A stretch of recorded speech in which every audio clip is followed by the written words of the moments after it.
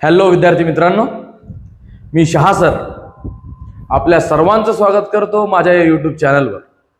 विद्यार्थी मित्रांनो, आजचा जो आपला टॉपिक आहे तो आहे रासायनिक रेणूसूत्रे म्हणजेच केमिकल फॉर्म्युला ऑफ कंपाऊंड। हा जो मी तुम्हाला व्हिडिओ घेऊन आलेलो आहे हा अतिशय महत्त्वाचा आणि 100% याच्यावर प्रश्न येतील याची मी तुम्हाला गॅरंटी देतो। कारण की मी प्रश्न पाहिलेत महाटीईटीचे, तर यावर 2016 पासून तर 2024 पर्यंत कंटिन्युअसली प्रश्न आलेले आहेत। तर हा अगदी सोपा टॉपिक आहे, व्यवस्थित लक्ष द्या आणि तुम्हाला इझिली समजेल याचा मी पूर्णपणे प्रयत्न करेल। ओके, आणि महत्त्वाची गोष्ट म्हणजे की हे रासायनिक रेणूसूत्रे समजण्याच्या आधी आपल्याला मूलके रॅडिकल्स काय असतात याच्याबद्दल माहिती घेणं अत्यंत गरजेचं आहे। पहिले आपण मूलके शिकूया, त्यानंतर मग तुम्हाला रासायनिक रेणूसूत्रे अगदी सोपं जाईल। ओके, तर चला सुरू करूया। मूलके म्हणजेच काय? रॅडिकल्स। आता कोणी विचारलं की मूलके किंवा रॅडिकल्स म्हणजे काय, तर म्हणायचं आयोनिक बंध असणाऱ्या संयुगांचे दोन घटक असतात। आयोनिक बंध म्हणजे आयोनिक बॉन्ड, त्याचे किती पार्ट असतात? दोन पार्ट असतात। ओके, ते कोणकोणते असतात? दोन घटक कोणकोणते? दोन घटक असतात। ओके, ते दोन घटक कोणकोणते? दोन घटक कोणते असतात? तर ते असतात, एक असतो कॅटायन, एक असतो कॅटायन आणि दुसरा असतो अनायन। अनायन, कॅटायन आणि अनायन असे दोन घटक असतात। याला मराठीत लिहितो पहा, अनायन, अनायन म्हणतात याला, आणि याला कॅटायन म्हणतात।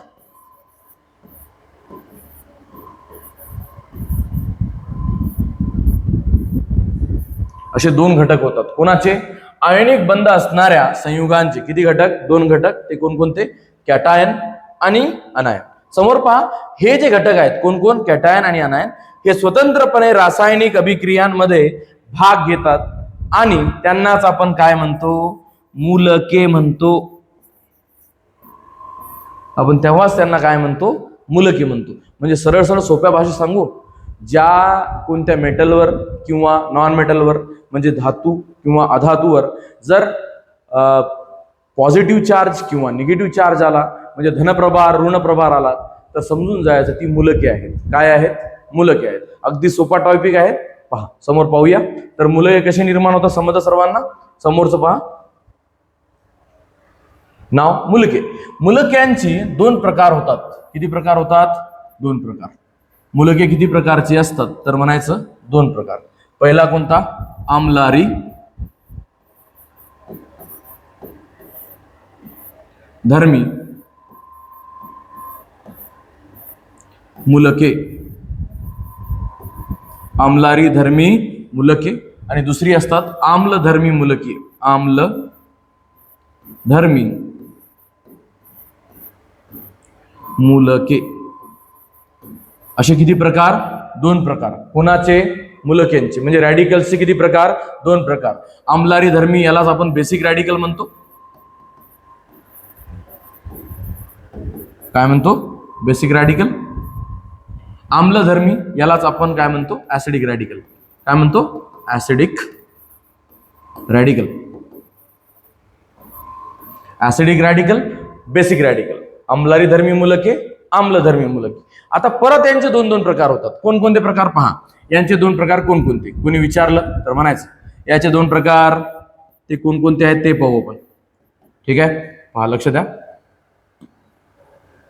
याचे किती प्रकार? दोन प्रकार। ते दोन प्रकार कोणते?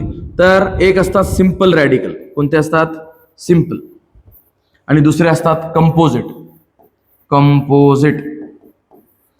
सिंपल म्हणजे साधी मूलके, आणि कंपोजिटला आपण म्हणतो संयुक्त मूलके। संयुक्त मूलके असे यांचे दोन प्रकार। आणि याचे सुद्धा दोन प्रकारच होतात, आणि ते सुद्धा सारखेच असतात जसे यांचे आहेत। जसं याचं नाव होतं सिंपल आणि कंपोजिट, याचं सुद्धा सिंपल आणि कंपोजिट। सिंपल आणि दुसरं कोणतं कंपोजिट. सिंपल म्हणजे साधी मूलके आणि कंपोजिट म्हणजे काय, संयुक्त मूलके. ओके, तर आपण रॅडिकल्सचे किंवा मूलक्यांचे प्रकार पाहिलेत. ओरिजिनली पाहिलं तर किती प्रकार आहेत, 2 प्रकार आहेत, आम्लधर्मी आणि आम्लारी धर्मी. नंतर आम्लधर्मीचे सुद्धा 2 प्रकार, साधी मूलके, संयुक्त मूलके. आम्लारी धर्मी जे असतात त्यांचे सुद्धा 2 प्रकार, कोणते कोणते, साधी मूलके आणि संयुक्त मूलके. आता तुम्ही म्हणसाल सरांनी एवढं काही सांगितलं पण कळालं काहीच नाही. एकदम सोप्या भाषेत तुम्हाला सांगतो, समजून जाईल. पहा, पुढच्या स्लाइडवर जाऊया. पहिले हे कसं होतं की तुम्हाला समजणं गरजेचं होतं काय असतं हे. पहा, आता मी म्हटलं की आम्लारी धर्मी मूलके कशाला म्हणायचं. आम्लारी धर्मी मूलके म्हणजेच काय, बेसिक रॅडिकल. बेसिक रॅडिकल कशाला म्हणायचं किंवा आम्लारी धर्मी मूलके कशाला म्हणायचं. तर सरळ सरळ सांगतो, ज्या कोणत्या धातूवर, कशावर, धातूवर कोणता चार्ज येईल, पॉझिटिव्ह, म्हणजे कोणतं, धनप्रभार. धनप्रभार, धनप्रभार असणारे जे काही तुम्हाला धातू दिसतील त्यांना सरळ सरळ म्हणायचं काय, बेसिक रॅडिकल. एक्झाम्पल पहा, आता तुम्हाला हे पण शिकवलं तुम्ही, बेसिक रॅडिकलचे किती प्रकार आहेत, 2. कोणते कोणते, साधी मूलके आणि साधी मूलके आणि कोणती, संयुक्त मूलके. आता साधी आणि संयुक्त या दोघांवर सुद्धा धनप्रभार राहील, पॉझिटिव्ह चार्ज राहणारच आहे दोघांवर सुद्धा. मग आता दोघांमध्ये फरक काय, तर पहा मी काही एलिमेंट्स लिहितो. जसं की इकडे पहा, मी मूलद्रव्य लिहिलं सोडियम, याच्यावर दिला पॉझिटिव्ह चार्ज. त्यानंतर लिहिला मी पोटॅशियम के, याच्यावर सुद्धा लिहिला पॉझिटिव्ह चार्ज. लिथियम, या लिथियमवर सुद्धा दिला पॉझिटिव्ह चार्ज.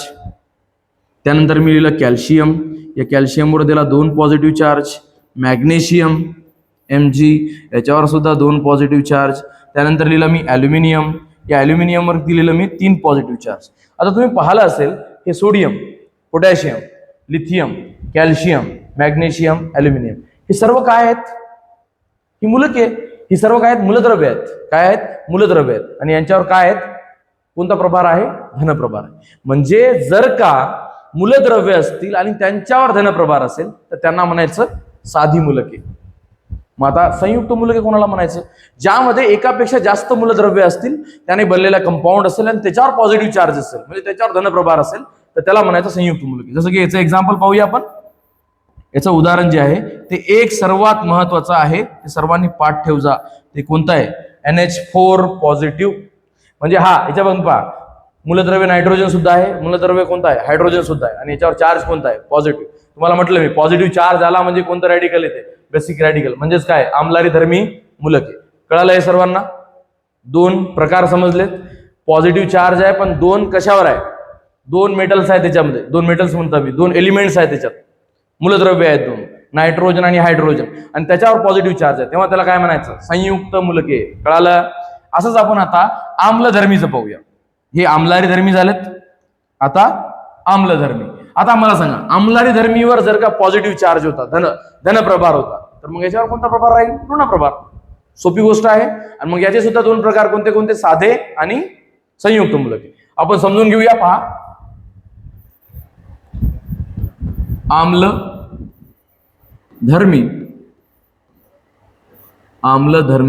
मूलके. आम्लधर्मी मूलके यालाच आपण म्हणतो ऍसिडिक रॅडिकल. काय म्हणतो, ऍसिडिक रॅडिकल. ऍसिडिक रॅडिकल याचे तुम्हाला प्रकार सांगितले मी, किती प्रकार असतात, 2, साधी आणि संयुक्त. इथे लिहितो मी साधी मूलके, साधी, आणि दुसरा प्रकार कोणता आहे, संयुक्त. कळालं. आता ऍसिडिक रॅडिकल कशाला म्हणायचं किंवा आम्लधर्मी रॅडिकल मूलके कशाला म्हणायचं, ज्यांच्यावर कोणता प्रभार राहतो, ऋण प्रभार. ज्यांच्यावर कोणता प्रभार असतो? ऋण प्रभार. याला इंग्लिशमध्ये आपण काय म्हणतो? कोणता चार्ज? Negative charge. ज्या मूलद्रव्यांवर किंवा एखाद्या कंपाऊंडवर जर निगेटिव्ह चार्ज असेल, ऋण प्रभार असेल, तर त्याला आपण काय म्हणतो? आम्लधर्मी मूलके म्हणतो. तर विद्यार्थी मित्रांनो, यांचे एक्झाम्पल पाहूया आता. पहा, साधी मूलके, याचे एक्झाम्पल्स पाहायचे आपल्याला. कोणते आहेत असे ज्यांच्यावर निगेटिव्ह चार्ज येते? हा आपल्याला माहित आहे. फ्लोरीन याच्यावर निगेटिव्ह चार्ज असतो. क्लोरीन याच्यावर सुद्धा निगेटिव्ह चार्ज असतो. नंतर ब्रोमीन याच्यावर सुद्धा निगेटिव्ह चार्ज. आयोडीन याच्यावर सुद्धा निगेटिव्ह चार्ज. हे सगळे हॅलोजन्स आहेत. काय आहेत? हॅलोजन्स. कोणते हॅलोजन्स आहेत? फ्लोरीन, क्लोरीन, ब्रोमीन आणि आयोडीन. हे चौघे काय आहेत? हॅलोजन्स. हे कोणत्या ग्रुपमध्ये आढळतात? बोला. हे आढळतात ग्रुप नंबर 17 मध्ये. कोणत्या ग्रुपमध्ये? 17. ग्रुप नंबर 17 मध्ये आढळणारे हे सर्व मूलद्रव्य आहेत. Fluorine, chlorine, bromine, iodine. अजून आठवते का तुम्हाला? पहा, आता ही झाली कोणती मूलके? साधी मूलके. आता आपण याच्यामध्ये संयुक्त मूलके पाहूया. संयुक्त मूलके कोणती? संयुक्त आम्लधर्मी मूलके पाहायची आपल्याला. तर पहा, याच्यामध्ये आता मी इथं लिहितो OH आणि याच्यावर देतो निगेटिव्ह चार्ज. आता मला बोला, याच्यामध्ये एलिमेंट्स किती आहेत? मूलद्रव्य किती आहेत? 2 आहेत, ऑक्सिजन आणि हायड्रोजन. त्याच्यावर निगेटिव्ह चार्ज. नंतर लिहिलं मी SO4 आणि याच्यावर लिहिलं 2 निगेटिव्ह चार्ज. त्यानंतर NO3 याच्यावर निगेटिव्ह चार्ज. NO2 याच्यावर निगेटिव्ह चार्ज. CN याच्यावर निगेटिव्ह चार्ज, एक्सेट्रा. ही सर्व जी आहेत हायड्रॉक्झी, याला हायड्रॉक्झी म्हणतात. ठीक आहे, हायड्रॉक्झी. किंवा याला काय म्हणतो आपण? हायड्रॉक्साईड. सल्फेट, नायट्रेट, नाही, it is nitrite and nitrate. हे सायनाइड. हे सर्व काय आहेत? संयुक्त आम्लधर्मी मूलके आहेत. कळालं सर्वांना? ही फक्त मूलके होते. आता आपण याच सर्व मूलक्यांचा उपयोग करून रासायनिक रेणूसूत्रे पाहूया. अगदी सोप्या पद्धतीने तुम्हाला समजून जाईल आणि इझिली तुम्ही काढू शकाल. सर्वांनी लक्ष द्या. पहा, अजून याच्यामध्ये महत्वाचं जे आहे की कोणत्या पार्टिकलवर किती चार्ज राहते हे आपल्याला कळायला पाहिजे. कोणावर किती प्रभार आहे हे आपल्याला कळणं अतिशय महत्वाचं आहे. ते जर माहीत असेल तरच आपण हे सॉल्व्ह करू शकतो, नाहीतर हे होत नाही. पहा, समोर लक्ष द्या. मी काही एलिमेंट्स लिहितो, त्यांच्यावर जे चार्ज लिहितो ते पाठ करून ठेवा. Sodium, lithium, potassium, Ag, Hg म्हणजे मर्क्युरी म्हणजेच पारा. या सगळ्यांवर चार्ज राहतो +1. ओके. त्यानंतर Mg, Ca, Ba, Zn या सगळ्यांवर चार्ज राहते +2. त्यानंतर काही एलिमेंट्स आहेत, ॲल्युमिनियम, बोरॉन यांच्यावर चार्ज राहतो +3. कळालं सर्वांना? काही अडचण आहे याच्यात? अजून काही एलिमेंट्स पहा ज्यांच्यावर निगेटिव्ह चार्ज असतात. निगेटिव्ह चार्जवाले पाहूया आपण. सल्फेट. सल्फेट म्हटल्यावर लक्षात ठेवायचं काय? SO4 आणि त्याच्यावर कोणता charge? -2 charge. Hydroxide. Hydroxide hydroxide कोणी म्हटलं की समजून जायचं काय? OH आणि त्याच्यावर कोणता चार्ज? Negative charge. त्यानंतर कोणी म्हटलं आपल्याला हायड्रॉक्साईड झालं, सल्फेट झालं. कार्बोनेट. कार्बोनेट म्हटल्यावर लक्षात ठेवायचं CO3 आणि याच्यावर चार्ज किती? -2. अजून खूप सारे आहेत. क्लोराईड. क्लोराईड क्लोराईड म्हटल्यावर Cl लिहायचं, त्याच्यावर कोणता चार्ज? ब्रोमाइड.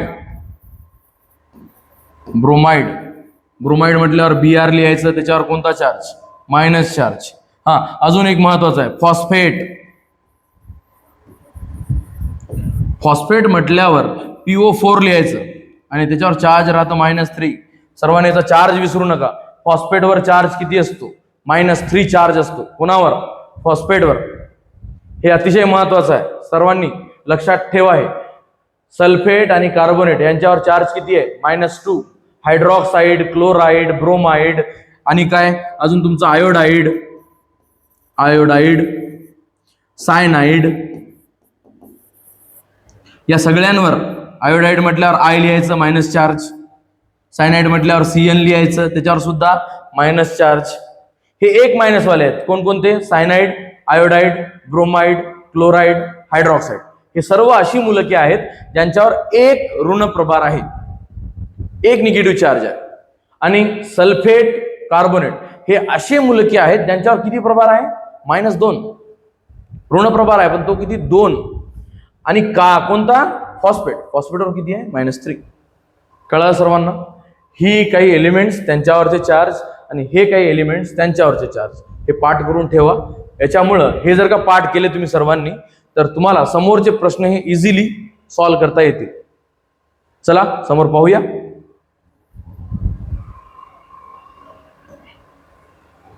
पहिला प्रश्न आहे आपला महा-TET 2016चा. महा-TET 2016 प्रश्न कसा आहे पहा. ॲल्युमिनियम सल्फेट चे रेणुसूत्र काय? ऑप्शन दिलेले आहेत.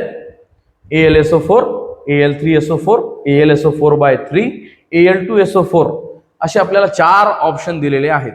प्रश्न काय विचारला रे? सगळ्यांनी लक्ष द्या. ॲल्युमिनियम सल्फेट त्याचं काय काढायचं आपल्याला? रेणुसूत्र. आणि हे सर्वांना याची अडचण जाते बरं.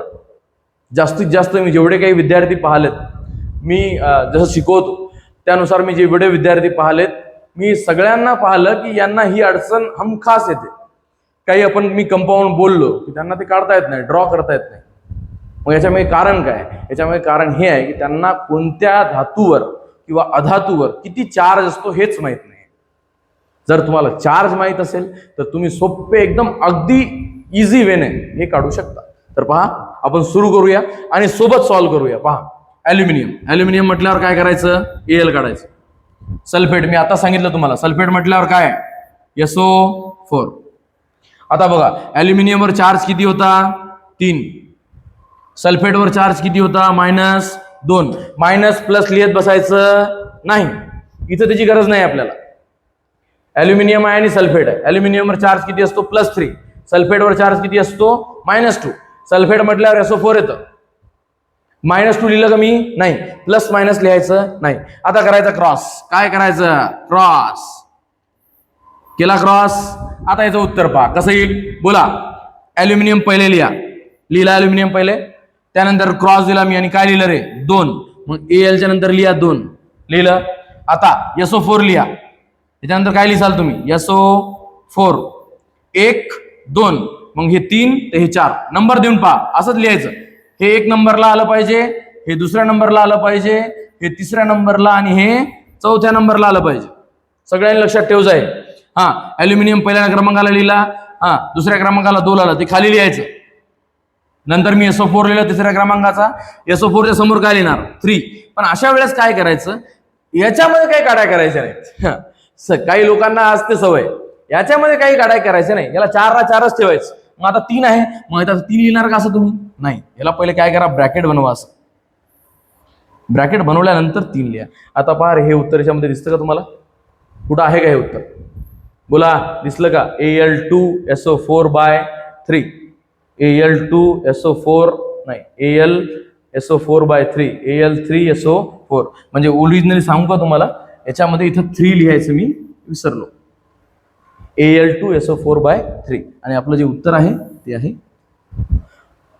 पर्याय क्रमांक 4, Al2SO4/3. कळालं सर्वांना? 2016चा प्रश्न होता. आता पुढचा प्रश्न पाहूया. महा-TET 2017. महा-TET 2017 प्रश्न तोच आहे. 16 वरून कशावर गेलो आपण? 17 वर. सेम तेच पद्धत माझ्यासोबत करायला सुरुवात करा. चला, झिंक फॉस्फेटचे रेणुसूत्र कोणते आहे? हे पर्याय दिले. बोला, झिंक आणि फॉस्फेट. झिंक म्हटल्यावर काय लिहायचं? Zn. फॉस्फेट म्हटल्यावर काय लिहायचं? PO4. झिंकवर चार्ज किती असतो? 2. फॉस्फेटवर चार्ज किती असतो? -3. झिंकवर +2. पण मी आधीच सांगितलं तुम्हाला 2016चा प्रश्न सॉल्व्ह करताना की प्लस मायनस लिहायचं नाही. काय करसाल रे आता? क्रॉस करा. क्रॉस. चला बोला, पहिल्या क्रमांकाला कोणाला लिहायचं? Zn ला. लिहिलं पहिल्या क्रमांकावर Zn ला. त्यानंतर काय लिहायचं 3, ते 3 कुठे लिहायचं खाली लिहायचं. त्यानंतर तिसऱ्या क्रमांकाला कोण येतो PO4 आणि त्याच्यानंतर काय येतं 2. मी आता सांगितलं याला काही गाड्या करायच्या नाही आणि याच्यानंतर लिहायचं काय 2. Zn3PO4/2 ऑप्शन आहे का कुठे दिसतं का? हे बघा Zn3PO4/2 ऑप्शन क्रमांक 3. आलं उत्तर. आहे सोपं. फक्त यासाठी काय पाठ पाहिजे? चार्ज पाठ पाहिजे. काही करा चार्ज पाठ करा. चार्ज पाठ झालं की एक प्रश्न 100% तुमचा कन्फर्म झाला. 2025च्या TET एक्झाम मध्ये एक प्रश्न 100% कन्फर्म झाला समजून घ्या. काय पाठ करावं लागेल? फक्त चार्ज पाठ करावं लागेल. 5 ते 10 मिनिटं लागणार नाही तुम्हाला पाठ करायला. ओके, चला पुढचा प्रश्न पाहूया. 2018, 16, 17, 18. चला पहा. Calcium phosphate. बोला कॅल्शियम म्हटल्यावर काय लिहायचं? Ca.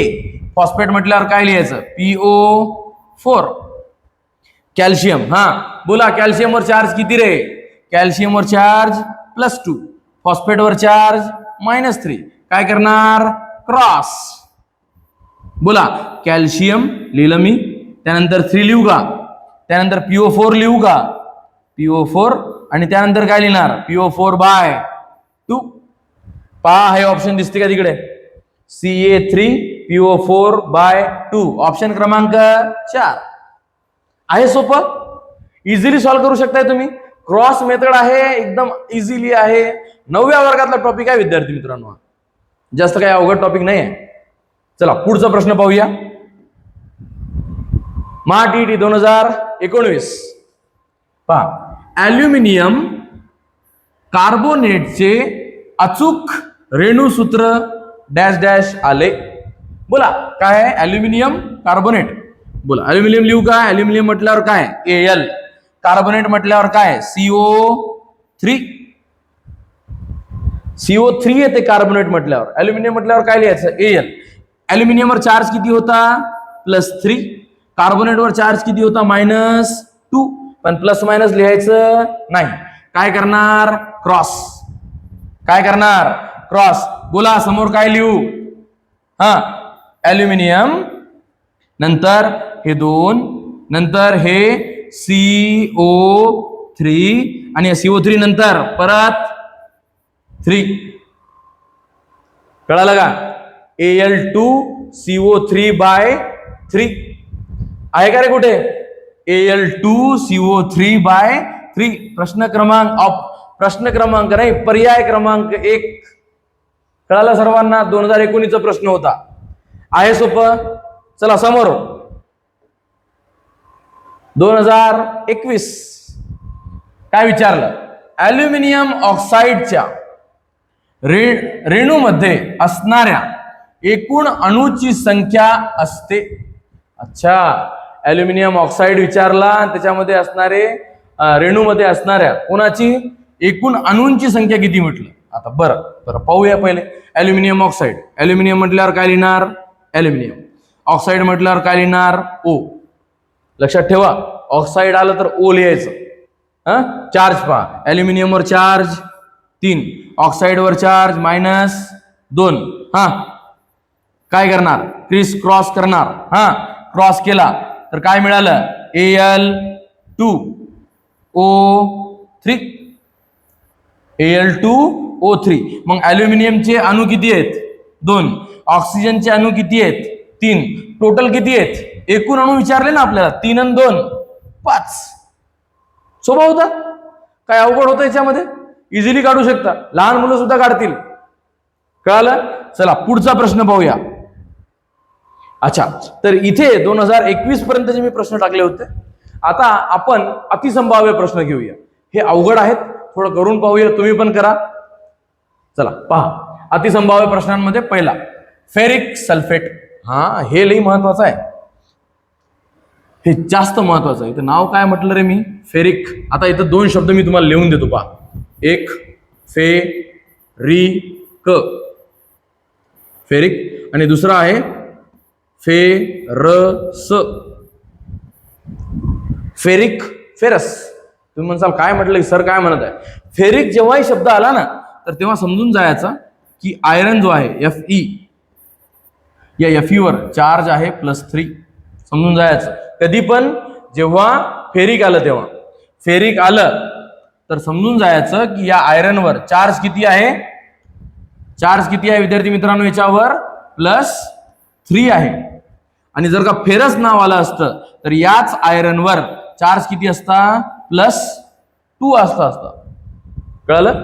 फेरिक म्हटल्यावर 3, फेरस म्हटल्यावर 2. आता इथे नाव काय आहे? फेरिक आहे, म्हणजे आपण Fe लिहिणार. ओके. सल्फेट म्हटल्यावर तुम्हाला माहित आहे SO4. अच्छा, मग इथं फेरिक म्हटलं होतं म्हणून आपण चार्ज किती घेणार? 3. SO4 वर चार्ज 2. काय करणार? क्रॉस करणार. Fe2 SO4. SO4च्या नंतर काय लिहिणार मी? 3. आणि हे माझं उत्तर आहे. उत्तर काय आलं बोला? Fe2 SO4/3. It is the रेणुसूत्र ऑफ फेरिक सल्फेट. फेरिक सल्फेटचे जे रेणुसूत्र आहे ते काय आहे? Fe2 SO4/3. समोरचा प्रश्न पाहूया. हा सुद्धा अतिसंभाव्य प्रश्न आहे. सिल्वर ऑक्साईडचे रेणुसूत्र काय? प्रश्न भारी आहे. सिल्वर आणि ऑक्साईड बोला. सिल्वर म्हटल्यावर काय रे? Ag. अर्जेंटम, याचं जे लॅटिन नेम आहे ते काय? अर्जेंटम. चांदीजलाच लॅटिन मध्ये अर्जेंटम म्हणतात, म्हणून त्याच्यावरून हा सिम्बॉल घेण्यात आला. कोणता? Ag. आणि ऑक्साईड म्हटल्यावर काय? ऑक्सिजन. Ag वर चार्ज मी तुम्हाला आता सांगितलं +1. अरे चुकलं आपलं. काय चुकलं? प्लस मायनस द्यायचं नाही. प्लस मायनस कसंच द्यायचं नाही. पहा, ऑक्साईड वर चार्ज किती म्हटलं मी तुम्हाला? -2. पण मायनस लिहिला का मी? नाही. काऊन? कारण की मायनस प्लस मायनस लिहित नसतात. काय करणार? क्रॉस करणार. बोला. Ag लिहिला पहिले, त्यानंतर काय लिहिणार? 2. त्यानंतर काय लिहिणार? ऑक्सिजन. ऑक्सिजनच्या नंतर काय आला? 1. लिहायची गरज नाही. 1 लिहत बसायचं नाही. हे आहे रेणुसूत्र कोणाचं? सिल्वर ऑक्साईडचं. सिल्वर ऑक्साईडचं रेणुसूत्र जे आहे ते आहे Ag2O. पुढचा प्रश्न पहा. ॲल्युमिनियम फॉस्फेटचे रेणुसूत्र काय आहे? ॲल्युमिनियम Al, फॉस्फेट PO4, ॲल्युमिनियमवर चार्ज 3, फॉस्फेटवर सुद्धा चार्ज 3. असा हा प्रश्न मी का टाकला असेल बरं? आता मला सांगा, ॲल्युमिनियमवर चार्ज किती आहे? +3 आहे. फॉस्फेटवर चार्ज किती आहे? -3 आहे. म्हणजे 3 झालं ना दोन्हीकडे. तर अशा वेळेस जर का सारखे क्रमांक दिसत असतील ना, सरळ कट करून टाका रे. काय लिहाल? ॲल्युमिनियम नंतर PO4 आणि हे आलं उत्तर तुमचं. काहीच करायची गरज नाही. कोणता नंबर देऊ नका, काहीच करू नका. AlPO4 हे रेणुसूत्र झालं कोणाचं? Aluminium phosphates. कळालं का सर्वांना? सोप्या पद्धतीने सांगायचा प्रयत्न केला विद्यार्थी मित्रांनो. समोरचा प्रश्न पहा. अच्छा, सोडियम हायड्रोजन कार्बोनेट. हा सुद्धा अगदी महत्वाचा आहे. Sodium hydrogen carbonate. पहिली गोष्ट सांगतो, यालाच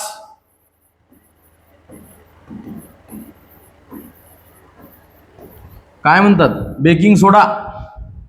खाण्यात सोडा आहे हा, जे आपल्या घरी भज्यांमध्ये आणि ते ढोकळ्यामध्ये टाकतात. हा सोडा आहे बेकिंग सोडा. याचं नाव काय आहे? Sodium hydrogen carbonate. पहा, याला लिहिण्याचा प्रयत्न करूया. सोडियम म्हटल्यावर काय? Na. Hydrogen carbonate. Hydrogen carbonate म्हणजे HCO3. हायड्रोजन कार्बोनेट म्हणजे काय? HCO3. सोडियमवर चार्ज +1. हायड्रोजन कार्बोनेटवर सुद्धा चार्ज किती असतो? +1. मी आता सांगितलं तुम्हाला, जर सारख्या व्हॅल्यू असेल तर काय करा? कट करा. चला व्हा मोकळे. NaHCO3. आणि हा झाला फॉर्म्युला कोणाचा? बेकिंग सोड्याचा. म्हणजेच बेकिंग सोडा म्हणजेच काय? Sodium hydrogen carbonate. आणि हाच नाही का कशामध्ये असतो रे? त्या इनो मध्ये असतो बरं. इनो. ऍसिडिटी झाली तर आपण इनो पितो, राईट? त्याच्यामध्ये काय असतं? हेच असतं, सोडियम हायड्रोजन कार्बोनेट. पुढचा प्रश्न. पोटॅशियम कार्बोनेटचे रेणुसूत्र काय आहे? Potassium carbonate. बोला पोटॅशियम म्हटल्यावर काय के, कार्बोनेट म्हटल्यावर CO3. इथे पहा मागच्या प्रश्नामध्ये हायड्रोजन कार्बोनेट होता, इथे काय आहे फक्त कार्बोनेट आहे. पोटॅशियम म्हटल्यावर के, कार्बोनेट म्हटल्यावर CO3. पोटॅशियमवर चार्ज असतो +1, मी इथे 1 लिहिणार, आणि कार्बोनेटवर चार्ज असतो -2. काय करणार आपण, क्रॉस करणार. बोला काय फॉर्म्युला बनतो रे, रेणुसूत्र काय निर्माण होईल, K2CO3. झालं की K2CO3. K2CO3 म्हणजे काय, पोटॅशियम कार्बोनेट. तर अशा पद्धतीनं विद्यार्थी मित्रांनो प्रिव्हियस इयरचे क्वेश्चन सुद्धा घेतले, अतिसंभाव्य प्रश्न सुद्धा घेतले. ही सर्व मेहनत तुमच्यासाठी चालू आहे विद्यार्थी मित्रांनो. माझ्या चॅनलला जर तुम्हाला हा व्हिडिओ आवडला असेल तर माझ्या चॅनलला लाईक करा, शेअर करा, सबस्क्राईब करा आणि त्या बेल आयकॉनला प्रेस करून ठेवा, ज्यामुळे मी जेव्हा कधी नवीन व्हिडिओ टाकेल तुम्हाला त्याचं पहिलेच माहिती मिळून जाईल. धन्यवाद विद्यार्थी मित्रांनो.